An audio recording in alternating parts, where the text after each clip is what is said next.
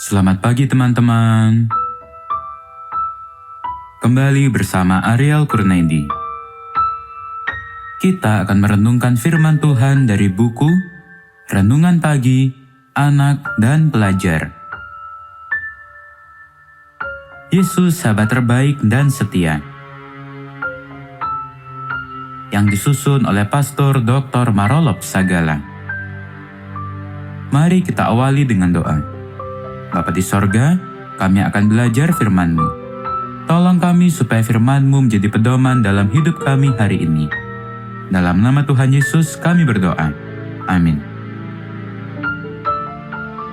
Hari ini, tanggal 10 April, judul renungan kita, Pembangun yang bijaksana menurut Yesus.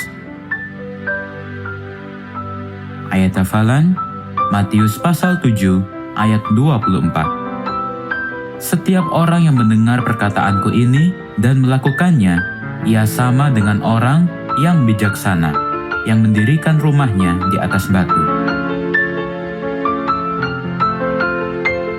Setelah sekian banyak pekabaran sebagai petunjuk kehidupan yang disampaikan Yesus dalam khotbahnya, maka sebagai penutup, dia mengatakan, supaya pendengarnya mau mendengarkan dan melakukan apa yang diajarkan Yesus.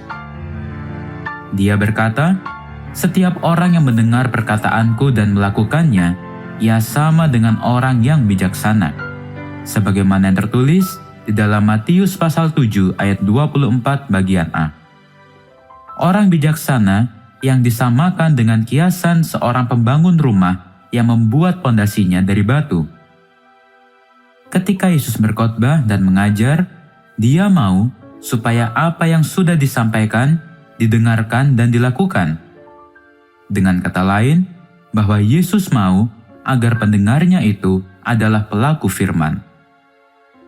Kalau hanya mendengar dan tidak melakukan apa yang sudah didengar, maka dia disebut juga pembangun rumah, tetapi membangun rumah di atas pondasi pasir.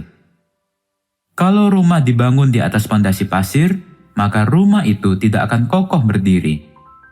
Apalagi kalau banjir datang. Tetapi kalau rumah dibangun di atas pondasi batu, maka rumah itu pasti kokoh, sekalipun angin besar dan banjir datang. Inilah yang disebut oleh Yesus orang bijaksana. Dia adalah seorang pembangun rumah yang bijaksana. Secara aspek rohani, itu berarti bahwa seorang yang mendengar firman dan melakukan apa yang firman itu katakan, maka hidup kerohaniannya akan tetap kokoh, sekalipun menghadapi banyak tantangan. Sekalipun dia akan memasuki pintu yang sesak dalam perjalanan kehidupan dan jalan yang dilaluinya pun sempit, tetapi dia akan tetap kokoh dalam perjalanan kehidupan itu dan tiba di tujuan. Bagi semua sahabat-sahabat Yesus, hendaklah pendengar dan pelaku firman Tuhan, maka engkau akan disamakan dengan pembangun rumah yang bijaksana. Orang bijaksana itu disebut juga orang berhikmat. Jadi kalau orang berhikmat, pasti ada kekuatan. Karena hikmat memberi kepada yang memilikinya lebih banyak kekuatan daripada 10 penguasa dalam kota. Sebagaimana yang tertulis di dalam kitab Pengkhotbah pasal 7 ayat 19. Mari kita akhiri dengan doa. Bapa di sorga, terima kasih untuk firman-Mu hari ini, di mana kami diingatkan untuk kami harus menjadi pelaku firman.